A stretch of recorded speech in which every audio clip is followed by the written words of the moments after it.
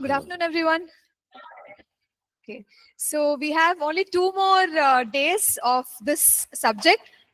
2 दिन और हमारे पास है इस विषय पर सीखने के लिए। From today, whatever we will discuss is very, very practical. और आज जो हम अध्ययन करेंगे ये बहुत ही प्रायोगिक बातों को हम सीखने वाले हैं। So I really hope that you will have questions. और मैं आशा रखती हूँ और विश्वास करती हूँ कि आपके पास प्रश्न जरूर होंगे उसके लिए। Okay, so please concentrate. और हम ध्यान केंद्रित करें। Yeah, even if you are not a church planter, it is certainly applicable to you. और अगर आप कलीसिया रोपण करने या स्थापना करने वाले नहीं हैं, लेकिन फिर भी कुछ बातें ऐसे हैं जो आप लोग के लिए उपयोगी होगा। Okay, so we will complete the remaining chapters in this publication, House of God. और परमेश्वर के ये जो भवन के बारे में जो बुक्स है उसको हम प्रयास करेंगे पूर्ण से पूरा करने के लिए। And then we will go to this other book which all of you have. This is about urban church planting. और फिर दूसरा बुक हमारे पास है शहरी कलीसिया का रोपण के बारे में, उस विषय पर भी हम चर्चा करेंगे। Okay, so let's pray and let's start. आइए हम प्रार्थना करें और प्रारंभ करेंगे। Heavenly Father, we thank you that you guide us with your word.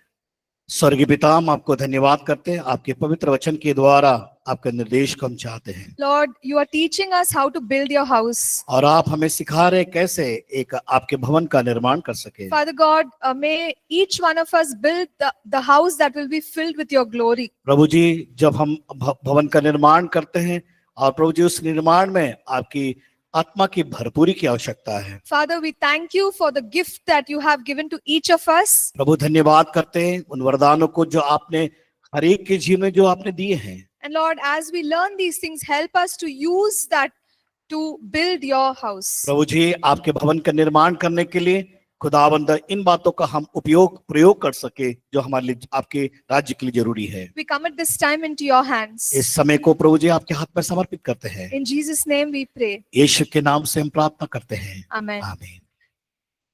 Okay, so now we move on to chapter 19. हम अगला अध्याय जो 19वां उसको हम देखने पाएंगे।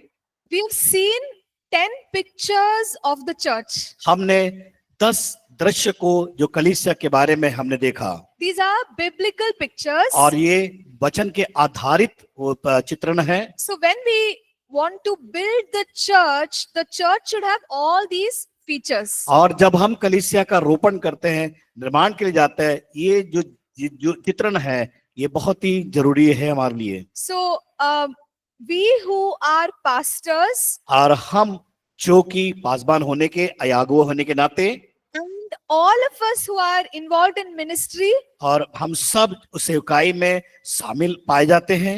we have to work towards making the church have all these 10 features. और हमें इस बात के लिए तैयार होना है कि ये 10 प्रकार का जो चित्रण देखा है हम उस कलीसिया के रोपण में स्थापना में उपयोगी ला सके। Okay, so now let's learn about a few more things concerning the church. और हम कुछ बातों को और सीखने पाएंगे जो कि कलीसिया से संबंधित है।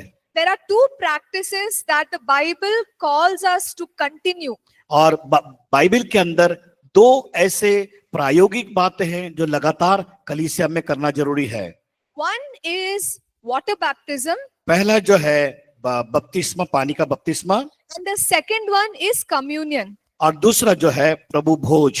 So when we do these things, जब हम इन कार्यों को करते हैं we encounter the power of God. और हम उस परमेश्वर की सामर्थ का हम अनुभव करते या उससे सामना करते हैं। So there were many other practices in the church, but Jesus told us to continue these 2. और बहुत से कलीसिया में करने वाले बातें पाई जाती है जो यीशु मसीह ने कहा, लेकिन इस खास तौर से ये 2 बहुत ही महत्वपूर्ण बातें हैं। Okay, so all of us have to practice or we have to participate in water baptism and communion. और जब हम सेवा में पाए जाते हैं या कलीसिया के भागी हैं तो हम सबका कर्तव्य है कि जल के बपतिस्मा और प्रभु का जो मेज, ये 2 बातों में शामिल होना बहुत जरूरी है। So based on the Bible, we will share some key points about water baptism. और बाइबल के आधार पर हम कुछ मुख्य मुख्य बातों को जल का बपतिस्मा या पानी के बपतिस्मा के बारे में देखने पाएंगे। So, water baptism comes into the picture through John the Baptist. और जब पानी का बपतिस्मा के बारे में हम जब देखते हैं और वो जो चित्रण करता है यूहन्ना के बपतिस्मा के द्वारा, This is seen in Matthew chapter 3. और वो हम पाते हैं मत्ती रचित सुसमाचार उसका 3 अध्याय में। We also see that Jesus was baptized in water by John. और यीशु मसीह स्वयं पानी का बपतिस्मा यूहन्ना के द्वारा लिया। Jesus did not have any sin, still he took water baptism. और यीशु मसीह में किसी भी प्रकार का पाप नहीं था जब वो बपतिस्मा ले रहा था, तब तक कि कोई पाप नहीं था। There was no sin in Jesus Christ. और यीशु मसीह में हम कोई भी पाप को नहीं देखने But पाते। because of his obedience to the Father, he was water baptized. और ये पिता की आज्ञा के कारण वो यीशु मसीह पानी में बपतिस्मा को ले रहा है। And Jesus told the disciples to baptize. और यीशु मसीह अपने चेलों से कह रहा है, बता रहा है बपतिस्मा लेने के बारे में। He tells his disciples to go and make disciples of all nations, baptizing them in the name of और the Father, Son, and the Holy और Spirit. यीशु मसीह अपने चेलों को ये बता रहा है कि जाओ सुसमाचार चुनाओ और चेला बनाओ और उन्हें पिता पुत्र पवित्र आत्मा के नाम से बपतिस्मा दो। So, for us to proclaim the gospel is a command. और हमारे लिए सुसमाचार की घोषणा करना एक आदेश है। In the same way, for us to water baptize those who have come to Christ is a command. और जो कोई विश्वास करते हैं और सुसमाचार को सुनकर उनके लिए ये आज्ञा है बपतिस्मा। There is no option. दूसरा कोई रास्ता नहीं है, तरीका नहीं है। Jesus did not say if you want to be water baptized, you be water baptized. He और didn't say that. यीशु मसीह इस प्रकार नहीं कहता तुम चाहते हैं तो ले सकते, नहीं तो नहीं। It is a command. ये आज्ञा है। So that means every believer should be water baptized. इसका मतलब है प्रत्येक जिन्होंने नया जन्म पाया उनको जल का बपतिस्मा लेना आवश्यक है। So why should one be water baptized? Why should one be water baptized? और हमें क्यों बपतिस्मा को लेना जरूरी है? In Acts chapter 2, और प्रेरितों काम की पुस्तक उसका 2 अध्याय, we see there that when the Holy Spirit was poured out on those 120 people, और जब 120 लोगों के ऊपर पवित्र आत्मा जब उंडेला गया, Peter stood up and preached the gospel. और पतरस वहां पर खड़े होकर सुसमाचार की घोषणा की। So in verse 38 and 39, he tells those who believe to repent and be baptized. और वहां पर हम देखते हैं कि उसका जो 39 और 40 पद में कि जिन्होंने वचन को सुना और पश्चाताप किया उन्हें बपतिस्मा के लिए आग्रह किया। So Peter told those who wish to repent to be water baptized. जो लोग ने मन फिरा, पतरस ने इस बात को लोगों से कहा मन फिराओ और बपतिस्मा को लो।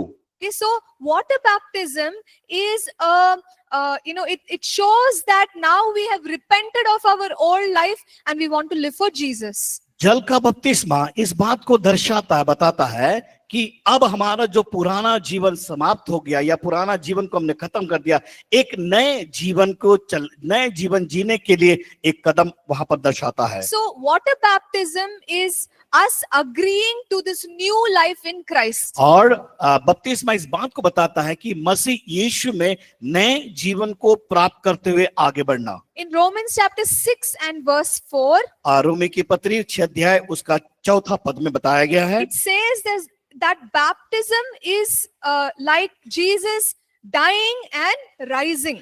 और बपतिस्मा वो है कि यीशु मसीह के साथ मरने और गाड़े जाने और उसके पुनरुत्थान के अनुभव के बारे में। So when we are water baptized, it's as if we are dying to our old life and we are resurrected into our new life. हम यीशु मसीह में हमारे पुराने जीवन को हम गाड़ देते हैं और पुनरुत्थान के द्वारा हम एक नए जीवन को प्रदर्शित करते हैं। Water baptism is a sign that we want to have a clear conscience towards God. और बपतिस्मा वो चिन्ह है कि बपतिस्मा वो चिन्ह है जो हमारे विवेक को शुद्ध बनाए रखने के लिए। So what is the requirement for somebody to be water baptized? और कौन सी ऐसी प्रक्रिया है उस व्यक्ति के लिए जो बपतिस्मा के द्वारा किया जाता है। A person needs to repent and believe in Christ, then they are eligible for water baptism. और कौन वो बपतिस्मा को में भागी हो सकता है? जिन्होंने अपने मुंह से प्रभु को ग्रहण किया, मन फिराया, मन फिराकर अपने जीवन को परिवर्तन करने का तैयार करता, वो व्यक्ति ही बपतिस्मा ले सकता है। So anyone who is now in Christ Jesus is eligible for water baptism. और अब वो मसीह यीशु में जुड़ जाता है, वो व्यक्ति बपतिस्मा लेने के योग्य होता है। And baptism is only in water. और बपतिस्मा केवल पानी में ही होता है। So that word baptizo is the meaning is dip. और बैप्टिस्टो को जो अर्थ है गहरा में, गहराई में। So for example, we all sometimes we like to have a biscuit with our tea.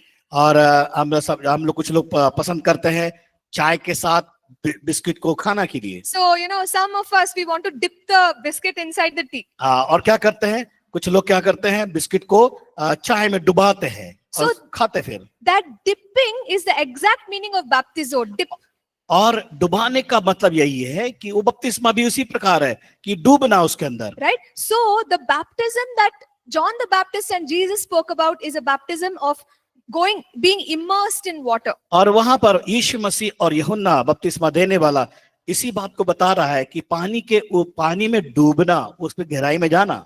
Okay? So sometimes there is this understanding that one must wait for a very long time before they are water baptized. कई लोग सोचते हैं इस बात का कि हमें कई वर्ष, कई समय तक उसका इंतजार करना पड़ेगा बपतिस्मा के लिए। But in Acts chapter 2 we see that when people repented, immediately they were water baptized. और प्रेरितों काम की पुस्तक 2 अध्याय में हम पढ़ते हैं जिस प्रकार लोगों ने मन फिराव किया और तुरंत उन्होंने बपतिस्मा को लिया। In Acts chapter 8 you see the Ethiopian eunuch accept Christ and Philip immediately baptizes him और in water. देखते हैं कि प्रेरितों काम में जो इथियोपिया में रहने वाला जो यूनक था, उसने फिलिपुस के हाथ से बपतिस्मा को लिया। Immediately after he believed. जैसे ही उसने विश्वास किया उसके बाद, तुरंत So बाद। one who has become a believer can be baptized immediately. और एक विश्वासी जब वो विश्वास कर लेता है उसके तुरंत पश्चात वो बपतिस्मा लेने के योग्य है। Sometimes when we are baptized we feel like something will change in our character. और कई बार ऐसा होता है कि अगर जब किसी को बपतिस्मा दे रहे हैं, हम तुरंत उस समय सोचते हैं कि वो हमारा क्या हो गया, कि उसका जीवन परिवर्तन हो गया, परिवर्तित किया गया। Yes, sometimes when people are baptized they experience miracles. और ये बात सत्य है, जब वो पानी में डूबते हैं, बपतिस्मा लेते हैं, उनके जीवन में आश्चर्यकर्म होता है। There are testimonies that people who were addicted lost they were free of addiction after water baptism. और उस बात का अनुभव करते हैं और गवाही को देते हैं, बताते हैं कि मैं इस बात से ग्रसित था और उसको मैंने छोड़ दिया या बदल गया मेरे जीवन से After water baptism. बपतिस्मा के बाद। But you see that baptism will not do anything to change you. और बपतिस्मा हमारे लिए वो कार्य को नहीं कर सकता कि हमें बदल दे। So we cannot expect to become spiritually mature just by dipping in the water and और coming out. हम इस बात को ना सोचे कि हमने बपतिस्मा अगर डूब के पानी बपतिस्मा लिया तो इसका मतलब ये कि हम आत्मिकता में परिपूर्ण हो गए। It doesn't mean that you will change spiritually if you are water baptized. अगर इसका मतलब ये नहीं कि आपने आत्मिक तौर से पूरी तरह से आपने परिवर्तन को पा लिया बपतिस्मा लेने के द्वारा। Yeah, because the way we will experience spiritual transformation is through the word and through the work of the Holy Spirit. और हमारे जीवन जो पूर्ण परिवर्तन आता है वो परिवर्तन किसके द्वारा? पूरी तरह से परमेश्वर के वचन के द्वारा और पवित्र आत्मा के कार्य के द्वारा। But when you and I decide to be water baptized, we are being obedient to God. और जब मैं और आप जब निर्णय लेते हैं बपतिस्मा लेने का, इसका मतलब ये है कि हम उसके आज्ञा का पालन कर रहे हैं। And whenever we are obedient, God brings a blessing. और जब कभी हम आज्ञा का पालन करते हैं, परमेश्वर प्रभु हमारे लिए आशीष को हमारे जीवन में लेके आता है। So when we are water baptized, we can expect God's blessing to come upon our life. और जब बपतिस्मा लेने का हमारे जीवन में ये तात्पर्य होता है कि हम अपने जीवन में परमेश्वर के आशीष को लेके आते हैं। Now the next question is, who can baptize? तो कौन बपतिस्मा ले सकता है? Who can baptize people? कौन बपतिस्मा दे सकता है लोगों का? Okay, so when we want to answer this question, we see that Philip baptized the Ethiopian eunuch. और देखते हैं कि फिलिपू ने फिलिपुस ने वहां पर देखते हैं कि इथियोपियन के व्यक्ति को बपतिस्मा दिया। And, at that time, he was just a deacon in the church. और वो उस समय कलीसिया का डीकन था He was a volunteer. और वो एक स्वयं सेवक था He was not a pastor or a leader. और वो कलीसिया का ना कोई पासबान था ना कोई बड़ा अगुवा था वो। We also see that Ananias baptized Paul. और अनन्यास को देखिए वहां पर पौलुस का बपतिस्मा किया उसने। Who is Ananias? अनन्यास कौन था? The Bible only says that he was a good believer in Damascus. और वो दमिश्कस में एक अच्छा उत्तम विश्वासी था। So a believer baptized another believer. और एक विश्वासी दूसरे विश्वासी का बपतिस्मा को दे सकता है। So the understanding is that a believer can baptize a believer. और इस बात को समझना है कि एक विश्वासी दूसरे विश्वासी को बपतिस्मा दे सकता है। Yes, if the opportunity is there for pastors and leaders to baptize, it's fine. और ये अच्छी बात है जब अगर पासबान का या कलीसिया का बड़ा अगुवा बपतिस्मा देते हुए। But the Bible says that even a simple believer can water baptize another believer. और एक साधारण विश्वासी भी वो भी एक दूसरे विश्वासी को बपतिस्मा दे सकता है। So when we baptize in water, what are we supposed to say? और जब बपतिस्मा जब देते हैं तो हमें क्या कहना चाहिए? So in some passages of scripture, you see that during baptism, they said, "In the name of Jesus, be baptized." और हम बाइबल के कुछ पदों को देखते हैं कि वहां पर लिखा गया बताया गया यीशु के नाम से बपतिस्मा देने के बारे में। But when Jesus gave us the Great Commission, he said, baptizing them in the name of the Father, the Son, and the Holy Spirit. जब महान आदेश यीशु मसीह ने दिया उस यीशु मसीह ने वहां कहा कि जब तुम बपतिस्मा देते हो पिता पुत्र पवित्र आत्मा के नाम से बपतिस्मा So देना है। sometimes in the Christian circles, there is disagreement. और मसीह समुदाय के बीच में देखते हैं वहां पर सहमत कई लोग उस बात से सहमत नहीं होते हैं। Some people say you have to baptize in Jesus' name, कुछ लोग कहते हैं कि आप यीशु मसीह के नाम से बपतिस्मा देना है and some say you have to baptize in the name of the Father, Son, and Holy Spirit. और कुछ लोग कहते हैं कि पिता पुत्र पवित्र आत्मा के नाम से बपतिस्मा देना है। So how should we do it? तो हम उसको किस प्रकार करेंगे? Here in APC, what we do is once people are being baptized, we say in the name of Jesus, in the name of the Father, the Son, and the Holy Spirit. We say both. और हम क्या करते हैं जब हमारे इस कलीसिया में हम दोनों चीज को इस्तेमाल करते हैं यीशु के नाम से और पिता पुत्र पवित्र आत्मा के नाम से। Okay, so we have incorporated both during the baptism. और ये दोनों चीजों को हम लेकर सहमति बनाकर उस कार्य को करते हैं। So I'm going to pause now. I'm going to stop now अब मैं यहाँ पर समाप्त करती हूँ। to have your questions, आपके पास आपको प्रश्नों के लिए मैं समय देती हूँ because I'm sure there are questions about baptism. और मुझे मालूम है कि बपतिस्मा के बारे में आप लोग के अंदर प्रश्न है। So if there's any question, please ask. कोई प्रश्न तो बता सकते हैं? Yes, Sister Mary, I can see your question. I will answer it later.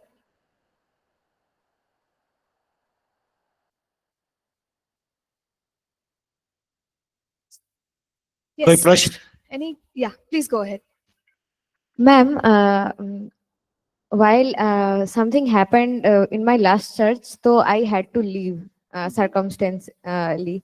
So after I went to a new church, they asked me to rebaptize. Is it biblical to tell someone rebaptize when I'm 4 years of believer and I have baptized by Holy Spirit and water Yeah, in my see, life? प्रश्न इस प्रकार है बहन का, वो कह रहे कि एक चर्च में जिस जाती थी संगति करती थी और वहां पर लगातार विश्वासी थे, लेकिन कुछ समस्या के कारण वो चर्च वहां से छोड़ के चली जाती दूसरी चर्च में, लेकिन वो चर्च के वहां के बोलते हैं कि आपको दोबारा फिर बपतिस्मा लेना है, क्या ये बाइबल के आधार पर है? So whatever answer we give, we'll give on the basis of what happened in the early church. और जो कुछ हमने यहाँ प्रत्युत्तर दिया वो जो प्रारंभिक कलीसिया में जो बातें हुई, So we see that people were baptized only once.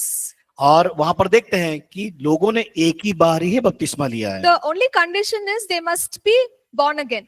और उसका वहां पर वो ये होना चाहिए कि वो नया जन्म पाया हुआ व्यक्ति होना चाहिए। Then one baptism is enough. और एक ही बपतिस्मा ही काफी है। So just because we are changing church, there's no need to rebaptize people. That's और not biblical. अगर हम एक चर्च को छोड़कर दूसरे चर्च में जाते हैं, दोबारा बपतिस्मा लेते हैं, वो बाइबल के आधार पर नहीं है।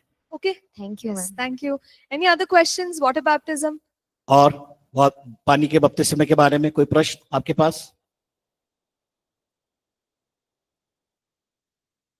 Can a believer baptized by the Holy Spirit before the baptism of the water?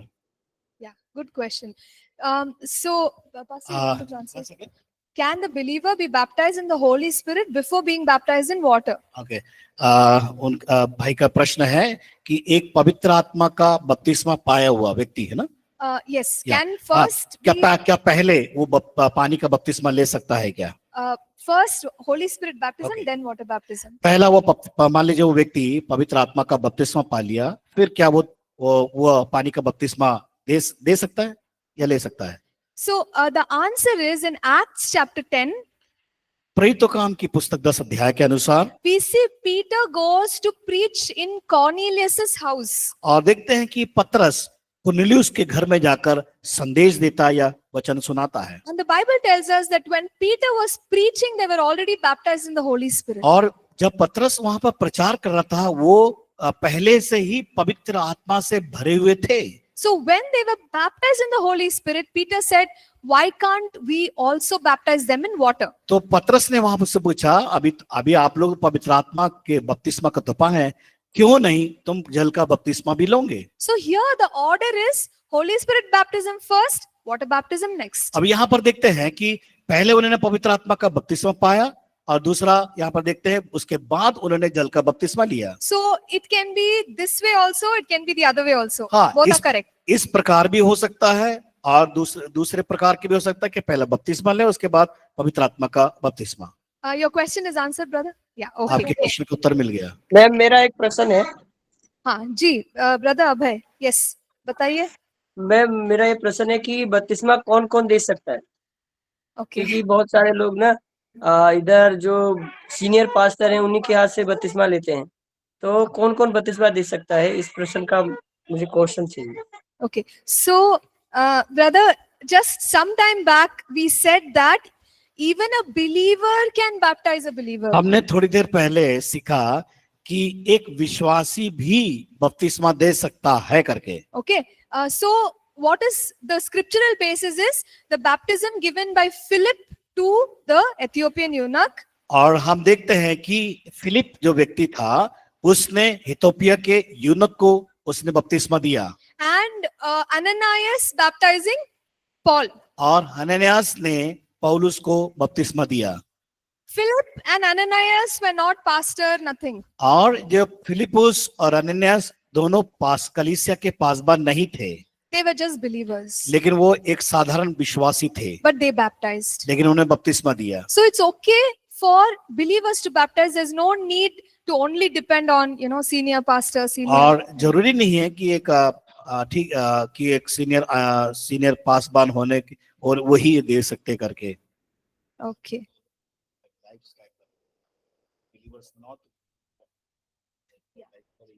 Yeah.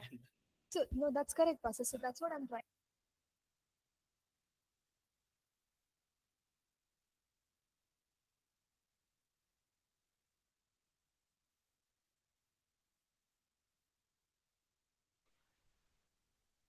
Isn't it?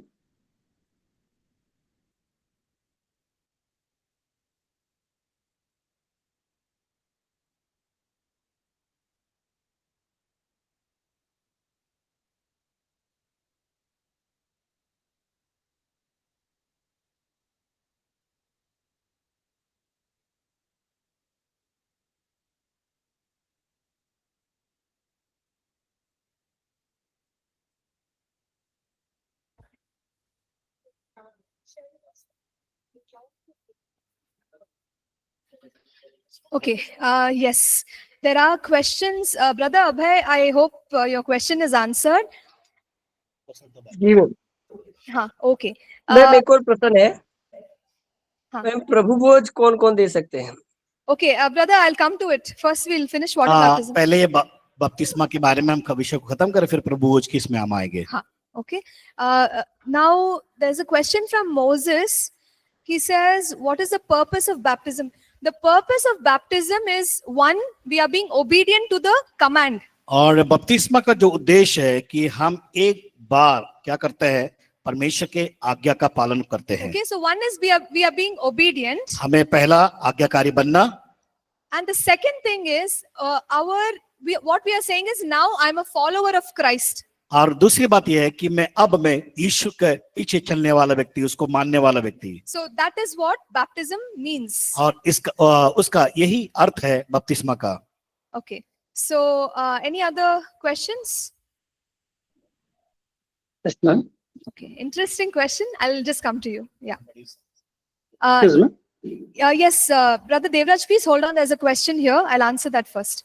Yes. Sure. Ma'am वो सिर्फ पवित्र आत्मा के बपतिस्मा से स्वर्ग जा सकते हैं कि जरूरी है कि स्वर्ग जाने के लिए पानी का बपतिस्मा लेना पड़ेगा? Okay. So, see, going to heaven, that is when we become a believer. और स्वर्ग जाने के लिए यही है कि जब हम एक अच्छे विश्वासी बन जाते हैं। So, when you become a believer, you go to heaven. आप एक विश्वासी होते हैं, स्वर्ग के लिए आप जा सकते हैं।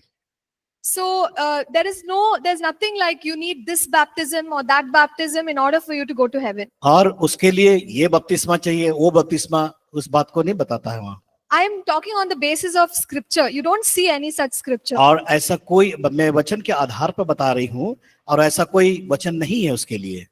Okay. Fine. Yes. Okay. Yes.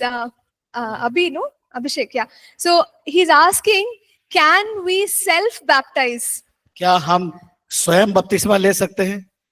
I would say no, because you always see people baptizing other people. That's the pattern.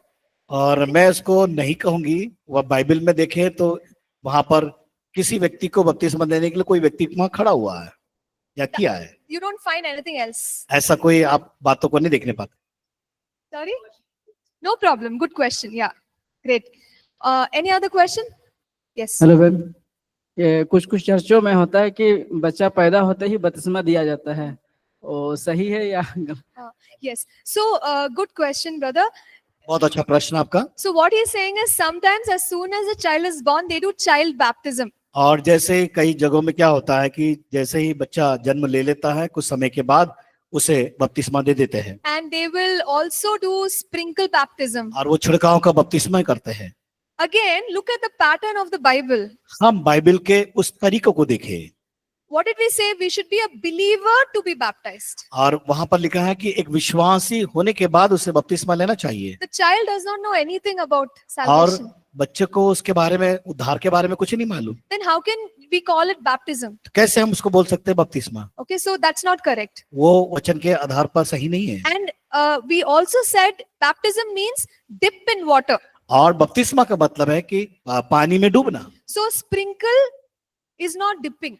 और जो छिड़काव है वो वहां पर डूबने को नहीं बताता है। Okay, so both are wrong. दोनों चीज गलत है जो बच्चों का बपतिस्मा के बारे में।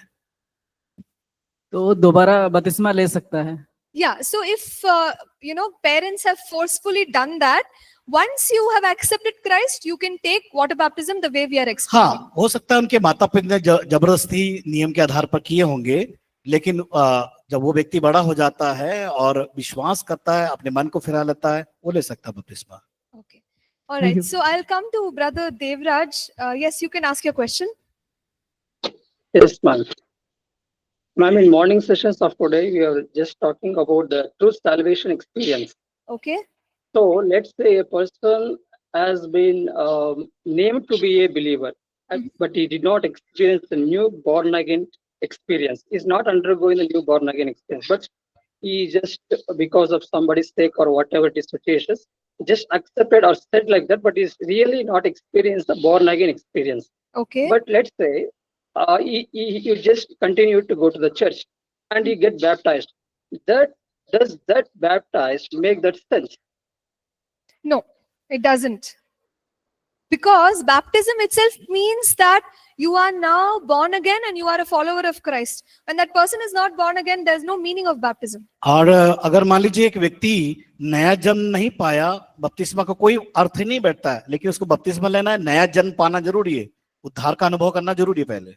Okay, is that fine?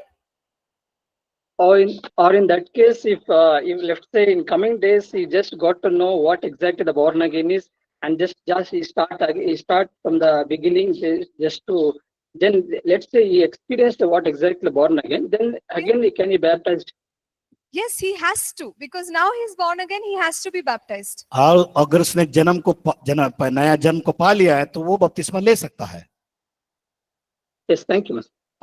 Thank you. Ma'am एक और प्रश्न है, मैम क्या छिड़काव का बपतिस्मा भी ले सकते हैं क्या? बहुत सारे लोग छिड़काव का बपतिस्मा दे रहे हैं, So, ये सही है कि गलत है? brother, just now I shared that it is wrong. अभी थोड़ी देर पहले उस विषय पर हमने चर्चा किया, वो गलत है। Okay, fine. Coming here to another question. Okay, so the next question is, if we are baptized, is it that only then we are saved? और जब हमने बपतिस्मा ले लिया तभी हम उस उद्धार का अनुभव में आ जाते हैं। Right? No, the question is, are we saved only if we are water baptized? क्या हम उद्धार पा लेते हैं जब हम पानी का बपतिस्मा ले लेते तभी? So the answer is that for one to receive salvation, baptism is not a prerequisite. और जब For one to be saved, जो अगर मान लीजिए एक बार उद्धार को पा लिए हैं, baptism is not, see, many people say if you're not water baptized, you're not saved. कई लोग कहते हैं कि अगर आपने बपतिस्मा नहीं लिया है तो आपने उद्धार को नहीं पाया है। That would be a wrong statement, और वो गलत प्रतिक्रिया है। right? Because we see that people get saved first, पहले हम देखते हैं बाइबल में, पहले लोगों ने उद्धार को पाया है, and then they decide to take water baptism. तब उन्होंने निर्णय लिया है पानी का बपतिस्मा को लेने के लिए। So if you ask for an example, I would say again Ananias and Saul. और हम फिर से अननियास और साउल के बारे में, पौलुस के बारे में देखते हैं। Saul has accepted Christ. Saul ने यीशु मसीह को ग्रहण किया। That's when Ananias goes to him, he baptizes him in water and he has the Holy Spirit baptism. और देखते हैं कि अननियास ने उसे बपतिस्मा दिया और वो पवित्र आत्मा से भी परिपूर्ण हुआ। In the same way, again you see Philip, first the eunuch receives Christ, then he is water baptized. और वहां पर फिलिप के साथ देखते हैं कि वो उस खोजा ने प्रभु को ग्रहण किया, उसके बाद उसने बपतिस्मा लिया। Okay, so Moses, that would be my answer. If you have any follow-up questions, you can ask. यही मेरा प्रत्युत्तर है, और अगर कोई प्रश्न है तो फिर बाद में या आप पूछ सकते भी साथ। Okay, so if there are no more questions, we go to the communion. और हम अगर प्रश्न नहीं है तो हम आगे प्रभु की मेज में जाएंगे। All right. So now let's talk about the Lord's table. अब यहाँ पर प्रभु की मेज के बारे में हम देखेंगे, पाएंगे। So who started communion?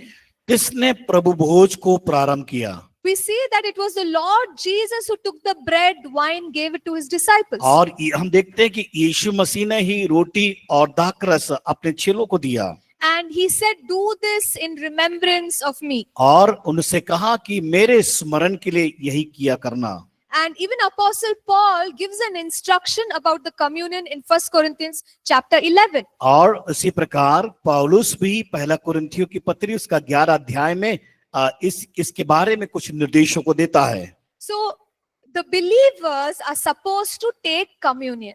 अगर मान लीजिए एक विश्वासी प्रभु भोज लेना चाहता है, The believers should take communion. उस विश्वासी को प्रभु भोज लेना आवश्यक है।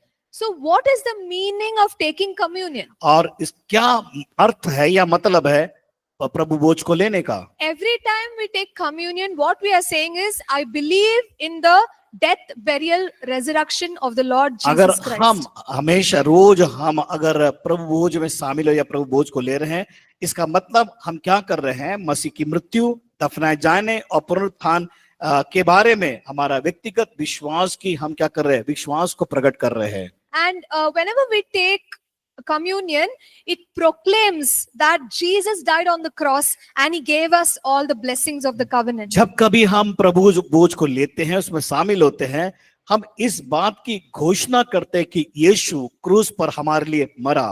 So because Jesus died on the cross, we have now received the blessings of the new covenant. और हमने उस नई आज्ञा वाचा के द्वारा जो क्रूस पर यीशु मसीह ने अपने प्राण को देने के कारण हमने उस वाचा के द्वारा नई आशीषों को पाया है। So every time we take the communion, we must believe that the power of the cross has been released into our life. जब कभी हम प्रभु बोझ को लेते हैं, इस बात का विश्वास करना है कि क्रूस की सामर्थ मेरे ऊपर है। The communion also means that we have now been united with God. और प्रभु बोझ को लेने का दूसरा अगला ये मतलब ये है कि हम परमेश्वर के साथ एक मेल मिलाप को करते हैं। So that word communion in English means fellowship. और उस भोज में शामिल होने का मतलब ये है उसके साथ संगति रखना। So we also say Lord's table. और हम कहते हैं कि प्रभु की मेज। You can't eat at somebody's table if you don't have a relationship with them. आप किसी टेबल बैठकर आप ऐसा उनको जस्ट मान लीजिए उदाहरण के लिए लोग टेबल पर बैठे हैं, अगर आपका उसके साथ रिश्ता नहीं है, नहीं जानते, हम उनके साथ बैठकर भोजन नहीं कर सकते। So God is calling us to his table. तो परमेश्वर अपने उस भोजन उस टेबल पर उस मेज पर बुला रहा है। Because now we are with him, we are united with Jesus. क्योंकि अब हम यीशु मसीह के द्वारा एक हो गए या उसके साथ हमने मिलाप किया है। Now communion also shows that we are united with other believers. और प्रभु भोज इस बात को भी दर्शाता है कि हम एक दूसरे के साथ भी हम सहभागी बन गए हैं। So this is the meaning of taking communion. और ये अर्थ है प्रभु भोज लेने का। So how should our attitude be when we are taking the communion? जब हम प्रभु भोज को लेते हैं तो हमारा व्यवहार कैसा होना चाहिए? Paul wrote to examine yourselves. और पौलुस इस बात को लिखता है कि तुम अपने आप को जांचो। We must take communion with faith. और हम उस भोज को लेते हैं विश्वास के साथ लेना है। We must expect God's blessing to come on our lives. और इस बात की अपेक्षा करना है कि मेरे जीवन में प्रभु की आशीष को मैं प्राप्त करूंगा। So we are taking the communion with faith in our hearts. God will release his blessings into my life. और जब हम विश्वास के साथ उस प्रभु भोज में शामिल होते हैं, इस बात से अपेक्षा करना कि प्रभु मेरे जीवन को आशीषित करेगा। The part of his blessings are material provision. और हमारे जो आशीष के भाग है जो भौतिक आवश्यकता है, भौतिक चीजें। Part of his blessings are healing for our mind, our body. और उसमें जो आशीष है उद्धार और हमारे मनों की चंगाई। Part of his blessing is deliverance from anything that Satan is doing in our lives. और शैतान जो कुछ कार्य हमारे जीवन में करता है, एक बार उससे छुटकारा देने के लिए जो आशीष के हम भागी बनते हैं। So when I take communion, I need to believe that God is going to show his power in my life. और जब कभी मैं उसमें सहभागिता रखता हूँ उस भोज में, तो इसका मतलब ये कि मैं परमेश्वर के साथ मेरा रिश्ता उसके साथ बना है, विश्वास के साथ उस बात को जानना है। And I should also not have anything in me that is stopping me from taking the communion. और मेरे अंदर ऐसा कोई भी चीज नहीं है उस प्रभु भोज को लेने से रोकने के लिए। So some people believe that when we hold the bread and the wine, और जब कभी कुछ लोग ऐसा सोचते हैं, जब कभी हाथ में रोटी और दाखरस को जब लेते हैं, that it transforms into the body of Christ and the blood of Christ. और वो सोचते हैं कि ये यीशु मसीह के मांस में और रूपांतरित होगा। दूसरा जो दाखरस के बारे में सोचते हैं वो लहू में रूपांतरित होगा करके। But in the Bible we don't see anything like that. और बाइबल में हम इस प्रकार की बातों को नहीं देखते हैं। We are saying that this bread and wine represents, or it is showing about the body of Christ and the blood of Christ. और हम देखते हैं कि वहां पर जो रोटी और दाखरस है मसीह यीशु का प्रतिरूप के बारे में हम देखने पाते हैं, उस बात को दर्शाता है, चित्रण करता है। Okay, so yes, this is what the bread and the wine stand for. और ये है रोटी और दाखरस का प्रतीक जो स्वरूप है मसीह का। So in the New Testament, when believers started taking communion, जब नए नियम में हम देखते हैं विश्वास ये लोगों ने प्रभु भोज को जब लेना प्रारंभ किया, they did not do it in the right way. और वो लोग सही रीति से नहीं लेते थे So they used to take communion. और वो लोग प्रभु भोज को लेते थे They also used to eat food offered to idols. और वो क्या करते साथ में जो देवी देवताओं के ऊपर चढ़ाए गए भोज को भी साथ में खाते थे वो And they also made the communion a sort of a celebration. और कई बार क्या करते थे कि प्रभु भोज में हिस्सा लेने का समय तो बड़ा उत्साह को मनाते थे वो They used to drink so much that they would get drunk. और वो इतना पी लेते थे जैसे बिल्कुल मतवाले बन जाते थे वो So Paul said these things are not correct. और पौलुस ने कहा कि ये सही नहीं है तुम्हारे जीवन We में need to have respect, devotion and honor when we are partaking of the Holy Communion. जब हम उसके उपस्थिति में आते हैं उसका हमें सम्मान करना है उसका हमें ध्यान करना है So again, people ask the question, what does the Bible say about who should take communion? और बाइबल ये हमारे लिए एक बड़ा प्रश्न है और बाइबल बस बता दी कि कौन प्रभु की भोज में शामिल हो सकता है So what we say here at APC is और हम एपीसी में इस बात को बताते हैं that believers can take communion. एक विश्वासी प्रभु भोज को ले सकता है If you have assurance of your salvation, और अगर आप जो उद्धार के लिए आप एकदम सहमत हैं उस बातों से then you can start participating in the communion. और तब आप प्रभु भोज में शामिल हो सकते हैं So, sometimes in our Sunday service, people are visiting from different places. और हम देखते हैं कि हमारे कलीसिया में लोग अलग अलग जगहों से हम आराधना के लिए आते हैं We just say that if you are a believer in the Lord Jesus, please participate in the communion. अगर आप मसीह यीशु में विश्वासी है तो आप प्रभु भोज में शामिल हो सकते हैं So, there is nothing like they have to belong only to this church. और उसका मतलब यह नहीं कि आपको केवल उसी चर्च का एक सदस्य होना चाहिए So, only one requirement. If you are sure, born again, yes, you can participate in the हाँ बस communion. एक ही शर्त है कि आपने उद्धार को पाया यीशु मसीह पर विश्वास करते हैं प्रभु भोज ले सकते हैं Okay, and the other things what we told, you should examine your heart,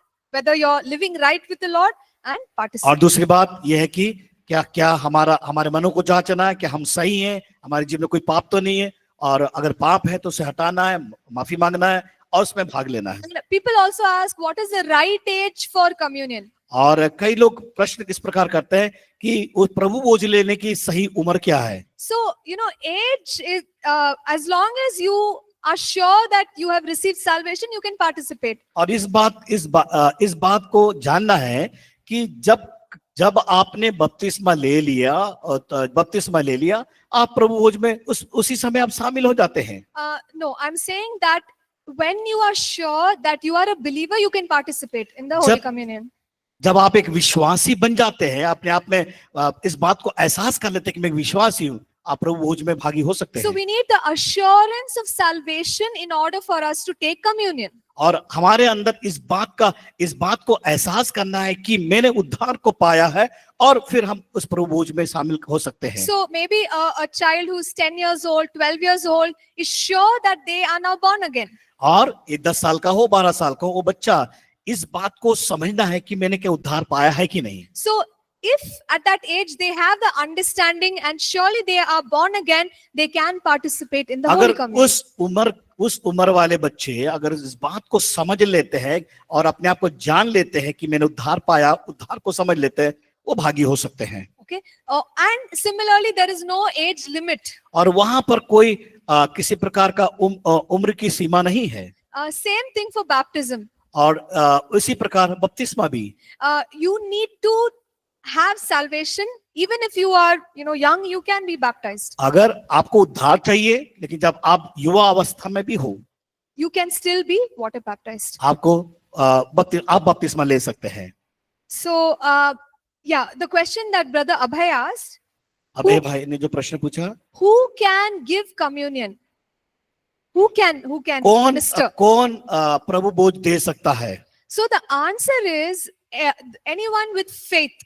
और उत्तर यह है With faith. विश्वास जिसके अंदर है या विश्वास के द्वारा So generally what we do in our churches is, the pastor, the leaders, they will administer the communion. और हम देखते हैं कि कलीसियाओं में पासबान और उसके साथ सहकर्मी लोग उस प्रभु भोज को देते हैं Right? because in faith they are giving it out. क्योंकि वो विश्वास के साथ उनको प्रदान करते हैं. So the requirement is the person who is ministering the communion should do it in faith. और उसमें प्रभु भोज में जो भागी होना है, जो देना है, इसका उसमें उसके अंदर ये जरूरी है, वो विश्वास करने वाला व्यक्ति होना चाहिए. Okay, so the other question people ask is, can I take communion in the house? क्या दूसरा प्रश्न ये आता है, प्रश्न इस प्रकार लोग करते हैं कि क्या मैं प्रभु भोज को अपने घर में ले सकता हूँ कि नहीं? Can I take communion on my own? क्या मैं अपने आप पे ले सकता हूँ कि नहीं? So we see in the book of Acts that the believers, they were taking communion in the houses. और हम बाइबल में इस प्रकार देखते हैं कि लोगों ने प्रभु भोज घरों में लिया. So if we take communion in the house, there's nothing wrong with that. अगर घर में प्रभु भोज ले रहे हैं, वो कोई गलत बात नहीं है. You know, especially during COVID, many of us, we didn't go to church. We were having communion at और home. विशेष तौर से हम देखते हैं कि जब कोविड का समय था, उस समय कोई चर्च नहीं जाता था, लेकिन घरों में कई लोगों ने इस चीज को किया. Okay, so these are the common questions and common answers. और ये एक साधारण प्रश्न है और साधारण उत्तर भी है. So only 5 more minutes left. If there's any question about communion, you can ask. 5 minute और है, और किसी के पास प्रश्न है प्रभु भोज के संबंधित?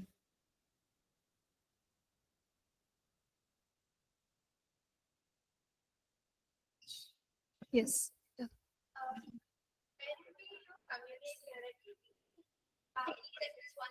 Before administering the communion, he says, in the name of Jesus, I sanctify these elements. Yeah. So what does that mean exactly? So we usually, Pastor, you want to answer?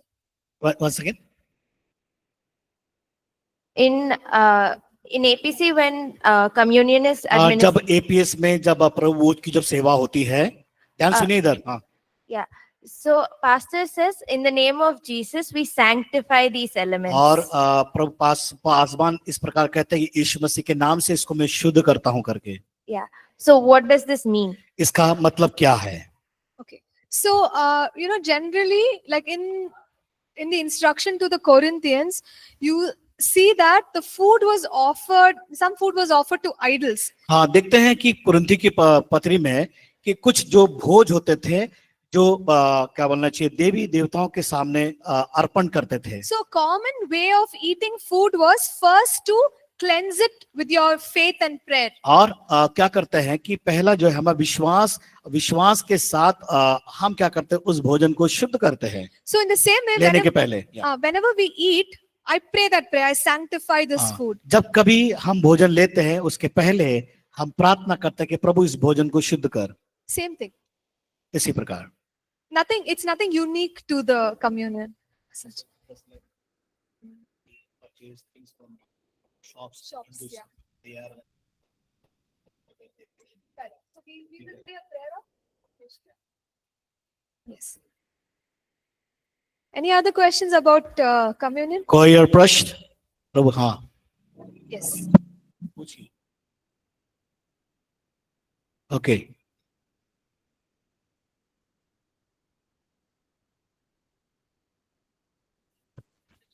मेरा क्वेश्चन ये है कि किसी के अंदर दुष्ट आत्मा है, क्या वो बपतिस्मा ले सकता है क्या? If he is a believer, या क्या वो विश्वासी है? मतलब न्यू विश्वासी है. but he's a believer, right? या वो विश्वासी है, Yeah. दुष्ट So, आत्मा से भरा हुआ है. मतलब वो बपतिस्मा ले सकता है क्या? but it has to come as his choice. वो उसके इच्छा के अनुसार आना है उसके पास. So, हाँ, प्रभु में आना चाहता है वो. हाँ. is he already in Christ or he wants क्या to वो come? मसीह में है या मसीह में आना चाहता है वो? मसीह में है already. Okay. So, see, usually for baptism, we can't force anybody. बपतिस्मा जो है, हम किसी पर दबाव नहीं बना सकते. It has to be their choice. और वो है चुनाव है व्यक्ति का. So, I'm assuming if this person is demon possessed, I don't know if he'll make the choice to be अगर baptized. वो दुष्टात्मा से भरा हुआ है, तो उसके अंदर कैसे चुनाव आएगा? और दबाव भी हम नहीं डाल सकते उस व्यक्ति पर. So, whenever he is ready, only then we can baptize. जब कभी वो तैयार है लेने के लिए, तो उसको बपतिस्मा दिया जाता है. Okay. Yes. Yeah. You just ask. हाँ, ऐसे ही बोलो.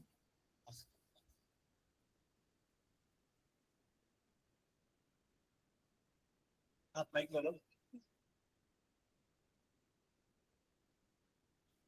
माइक चालू करो।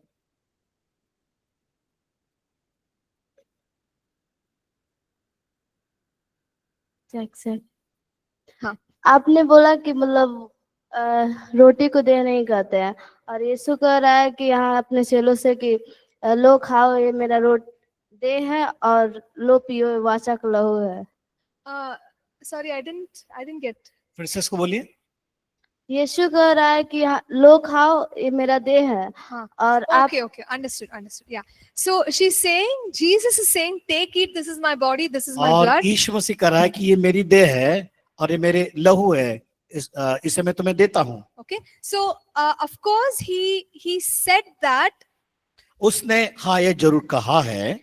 but tomorrow, I mean next week you will learn about scripture interpretation. और हम अगले हफ्ते जो बाइबल का वचन का अनुवाद करने के बारे में हम सीखने जा रहे हैं। So just because in one passage it says like that, it doesn't mean that he's saying this is only my flesh and body. एक जो क्या बोलते हैं वाक्य जो बताया गया है, उसका मतलब ये अर्थ नहीं है कि वो मेरा शरीर है। See, because in some circles they believe that when you hold the elements, it transforms into the real body of Jesus and real blood of Jesus. और इस बात का वहां पर बताया जाता है कि ये यीशु मसीह के शरीर में परिवर्तित होता है और जो दाखरस है वो भी इसके लहू में बदल जाता है। But that is wrong. वो चीज गलत है कि ये पूरा मांस बन जाएगा ना, तुरंत मांस बन जाएगा यीशु का और दाखरस का लहू बन गया। So लेकिन एक सिंबल है। Even though we are saying, even though Jesus said, this is my body, this is my blood, it's, as pastor said, it's a symbol.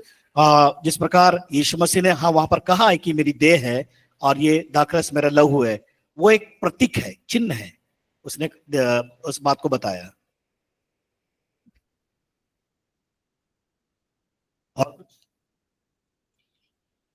Break time. Okay, break time. So let's go for a break then. Ma'am Okay. मेरा एक प्रश्न है। हाँ. मेरा एक प्रश्न है, ये लास्ट प्रश्न। Okay, last question. Okay, quickly. हाँ, बोलिए। जल्दी से brother. मैम मेरा एक प्रश्न है, जैसे कुछ लोग जो बपतिस्मा नहीं लिए हैं लेकिन वो लोग चाहते हैं कि मैं प्रभु भोज में शामिल हूँ, क्या वो लोग प्रभु भोज में शामिल हो सकते हैं कि नहीं? और So काफी सालों से विश्वास में भी है प्रभु यीशु को, लेकिन बपतिस्मा नहीं लिए हैं, लेकिन प्रभु भोज में उनका इच्छा है कि शामिल हो। हाँ, so based on what I said, you can participate in the communion without baptism. आप मैंने बताया इस बात को कि बिना बपतिस्मा के भी आप भागी हो सकते हैं। Okay, brother, that's what I'm saying. If you have any more questions, you can come back. Okay, ये मेरा उत्तर है। आप कोई और भी प्रश्न तो मत पूछ सकते हैं। Thank you everyone.